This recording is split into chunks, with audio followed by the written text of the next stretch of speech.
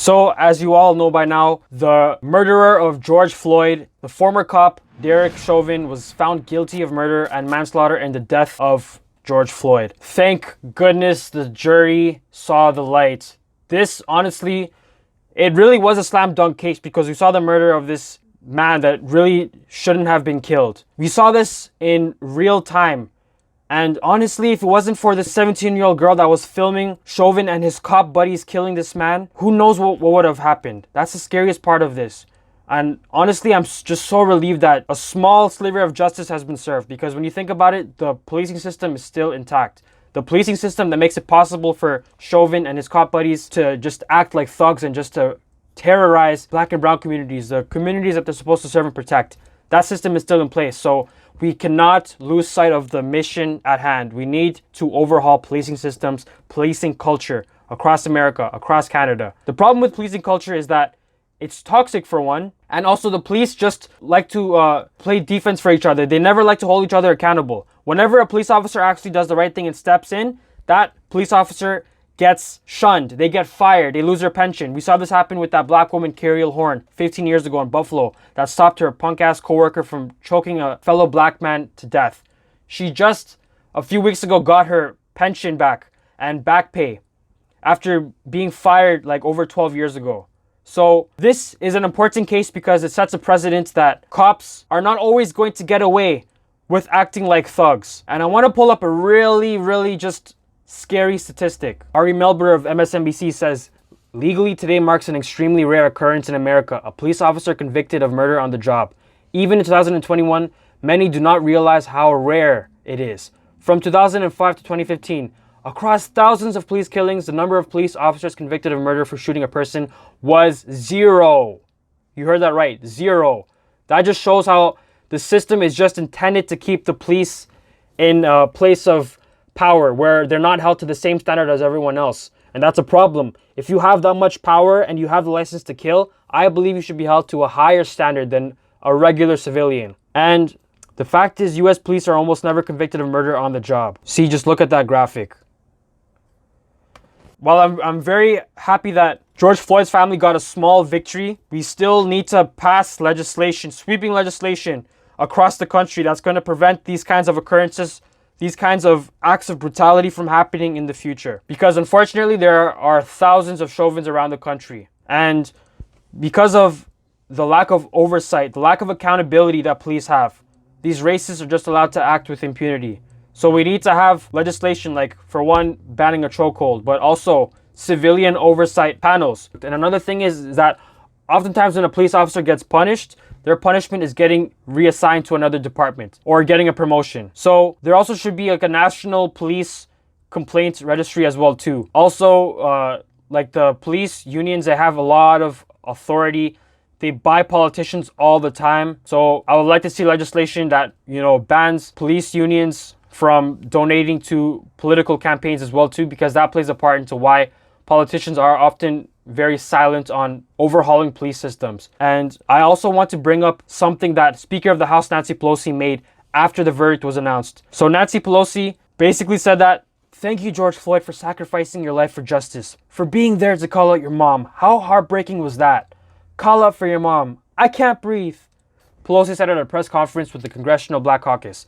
"But because of you and because of thousands, millions of people around the world who came out for justice, your name will always be synonymous with justice. And now we have to make sure that justice prevails in the sentencing." This was a very tone-deaf statement, but it's par for the course for an out-of-touch corporate Democrat like Nancy Pelosi. George Floyd was a human being that was just minding his own business. And whether or not he had a counterfeit bill, he did not deserve to be killed by the so-called people that are meant to protect and serve. So how dare you act like he was a sacrificial lamb, like he was just out of the goodness of his heart sacrificed his life for the greater good of America and the black community. That's an absolutely disgusting statement, and it's out of touch. She really, I hope, after apologizes for how stupid the statement was, because black people are not supposed to be sacrificial lambs. If politicians like yourself actually were more vigorous in holding police accountable, then maybe we wouldn't have been in this position today. So the last part of her statement, okay, that's fine. That is true that his killing, it did really wake people up and make them realize that we need to do more about this police brutality problem, because it is widespread And too many black and brown people don't even feel safe around the police. That shouldn't be the case, because they're supposed to protect and serve everyone. They're supposed to treat everyone with equity and equality, and they're supposed to have compassion. But there's too many police officers like Chauvin that are just absolute sociopaths. And there's a tweet that I thought was interesting about Pelosi. Pelosi thinking of black people as sacrificial lambs for the sake of justice is so indicative of how brain dead some liberals are when it comes to race. He was a human being. What's wrong with you? Yeah, this is a very good tweet by Christina Tucker. And that is true. Like, a lot of liberals have this colorblind mentality. So they just think that, oh, everyone is equal. We don't need to implement any policies that are going to, ameliorate some of the historically disadvantaged groups, because everyone is supposed to be on an equal footing.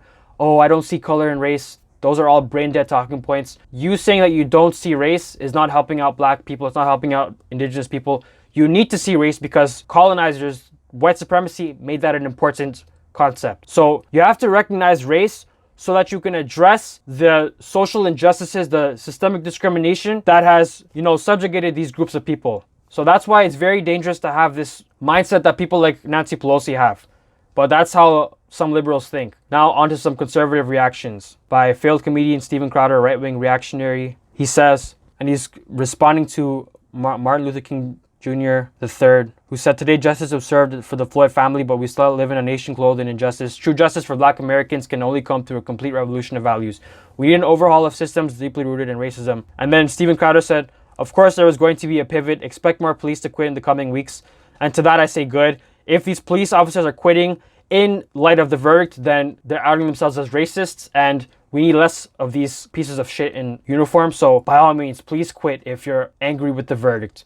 And of course, Hassan Piker, popular lefty streamer, said that if cops are quitting because they can't murder with their bare hands, why are you upset? Obviously, that's a rhetorical question. Hassan Piker knows that. Everyone with the brain knows why Steven Crowder is saying this, because he's a racist. He actually did a video a few weeks back where he did a social experiment and had his producer kneel on his upper back to somehow prove that Floyd died of the drugs in his system or whatever, because he's a racist. Of course, Ben Shapiro as well too. So he's responding to what Don Lemon had said on CNN. Justice has been served. Ben Shapiro said, and we all know he would never have said this had the reverse verdict been reached. Well, obviously, because then that would have been an injustice. And of course, if you're unhappy with the verdict, you're a racist. But everyone knows that with Ben Shapiro, because the dude always gaslights when it comes to black people. He denies systemic racism. He denies white privilege. So, of course, squeaking Ben Shapiro has this to say. And Hassan ratioed his punk ass. Almost like there's a difference between a murderer going free and not. So just so we're clear on the convictions, they could carry a sentence of 12 and a half years in prison, but that number is subject to change. The judge, Peter Cahill, will be able to add time for aggravating factors after the prosecution and defense submit written and oral arguments to him about how long they think Chauvin's sentence should be. The maximum sentence is 40 years. Obviously, Chauvin has a history of complaints being filed against him, police misconduct, I think about 17 in his career. So that fortunately will be used against him when they're doing the sentencing 8 weeks from now. And also by finding him guilty of second-degree murder, the jury decided that Chauvin committed a felony by assaulting Floyd and contributing substantially to his death. Because Chauvin doesn't have a criminal record, the average sentence for second-degree murder is 150 months. That's 12 and a half years. So I hope that the piece of shit has the book thrown at him. His co-workers, they're also going to stand trial for aiding and abetting him together. That's going to be in about August. So I hope that they also get the book thrown at them as well too. And if we lived in a perfect society, there would be a policing the police law, where basically if one cop does something really terrible like kill someone, they would all be charged with the same crime. Because if that law was in place, we would see a whole bunch of cops rethinking doing something deeply immoral. So it would be really, really beneficial for society if there was a police and a police law, but that probably won't happen. But there's a number of definitely different things that need to be implemented. Otherwise, all the lip service that we're hearing from politicians is useless. So they need to do something about this now, be proactive. We need to have a policing system where it's built on compassion, it's built on getting to know your community members, it's built on empathy, it's built on using proper de-escalation tactics, because police always have this mindset in America and Canada that you have to shoot first and think later, or brutalize first and think later. So it's a policing culture issue. This is not a few bad apples. And yeah, that's all I have to say about this. Thank goodness the piece of crap Derek Chauvin has been found guilty on all 3 counts. This is a pretty good day. Obviously, it won't bring back Mr. Floyd's life, but this is for sure a small victory for America, for Floyd's family, for his beautiful young daughter. And I hope that we're going to see widespread changes happening to policing culture, to policing laws. Yeah, that's all I have to say about this, guys. Thank you guys for watching, and I'll see you guys next time. Take care.